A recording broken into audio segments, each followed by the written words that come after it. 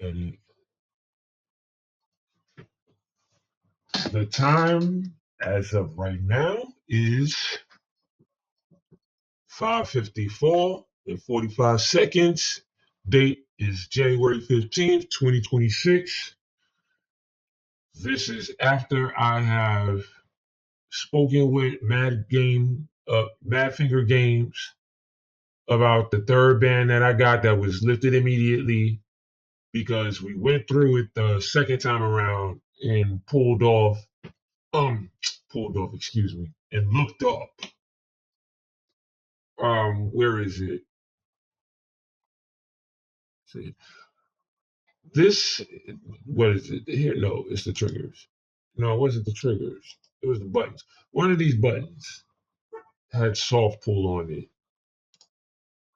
And this, there we go. Yeah, triggers.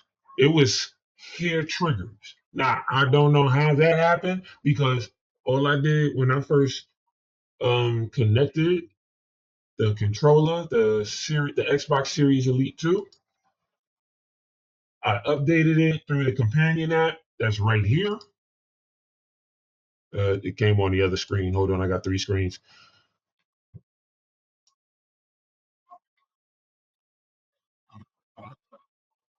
It was right here. Right now, I have it. I have it wireless. The only way to, excuse me, I have to get this wire. Jesus. The only way to really access the controller in full is you have to plug it in wired. As you can see, it came on because it's plugged in wired.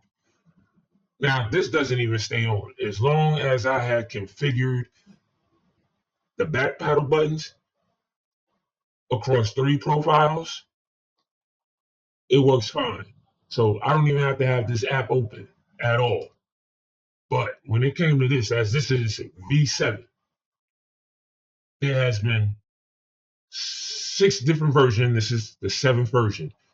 The 6th version has soft press off, but we didn't know, meaning me and Madfinger Games didn't know that the trigger or that soft pull, you can't delete that. Like that's automatically there. This is from the Steam controller setup itself. So that's automatically there. You can now you can set it up. I didn't set it up.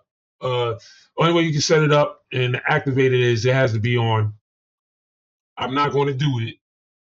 I'm not going to do it, but it has to be called hair trigger. You can do that here, this way here. I did hip liner. So it just says trigger. Before it said, let me go back.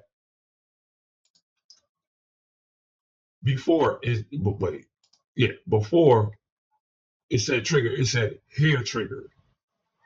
That's why I showed them this part because I was like, why does this say hair trigger? Because I know for a fact what a hair trigger means. And you can shoot very easy. The trigger's so damn light. It's damn near dangerous. No, actually, it is dangerous if you don't know how to use a hair trigger correctly. It is dangerous. But I understand because the way they did Gray Zone Warfare is it's a complete full-on simulator. So I understand. So that's why I was like, for the life of me, I couldn't understand what it was.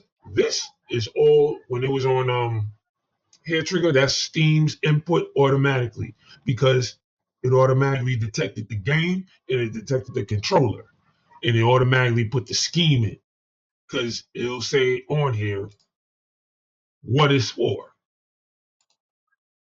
And it says for hair trigger, it's good for action games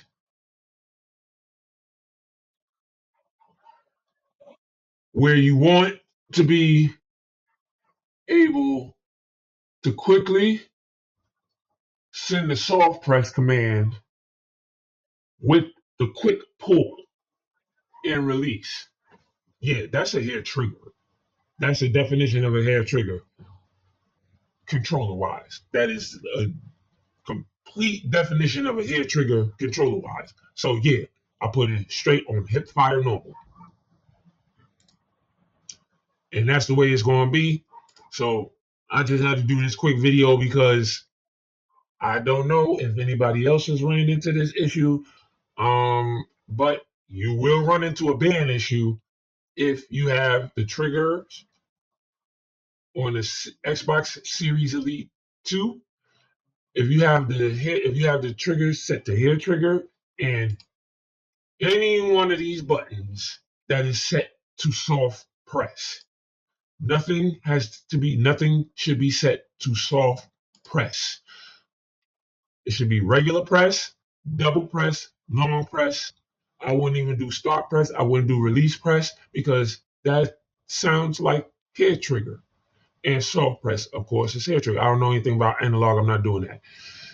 But that's the general gist. You either have to go with regular press, double press, or long press. One of the three. Never go below long press because you will get a ban on Gray Zone Warfare and maybe any other game that has that. And that's all I had to do in saying for this video. Yeah, it's been a long 4 months because I was banned for 3 months the first time. Second time I wasn't letting it go because it didn't make any sense. I mean, if there's something on the controller, we need to work this out because a lot of people have been asking for controller support. I know it's going to take a minute for them to get controller support, for Gray Zone Warfare. But in the meantime, I got the Steam controller input, and then also I have the Xbox Companion app, the Xbox Elite Series 2 Companion app. Push comes to shove, if this happens again, I will reconfigure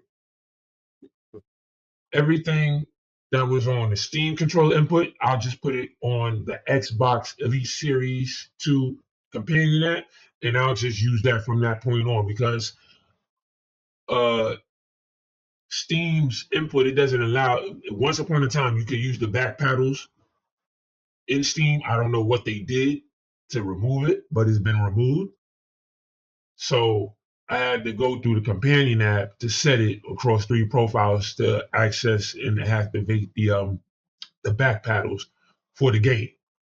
But push come to shove, if this happens a 4th time, hopefully it won't, being that I got all of this settled, and I sent everything to them. I made a video and I had like 30 screenshots of everything that was in the Steam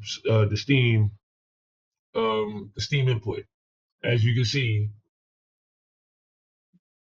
I got rid of it, okay, but it was here. But this is one of the videos over here. I'm just showing that real quick on the desktop. Here's the screenshot, two of probably about 20 to 30 screenshots. I put them all in a folder, zipped it up, and sent it off to them along with the video so they can see clearly I'm doing everything that's in my power and in my capabilities in order to make sure that this controller with Steam and the game all coincides with me not being banned and not doing anything that the cheat system uh, can recognize as cheating. That's it for this video. Just real quick,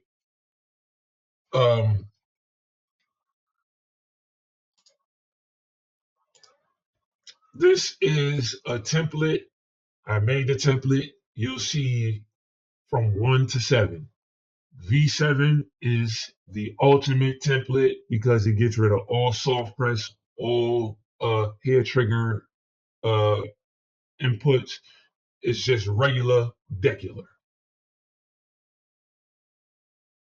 So that's it. Peace out. Smart Pry out.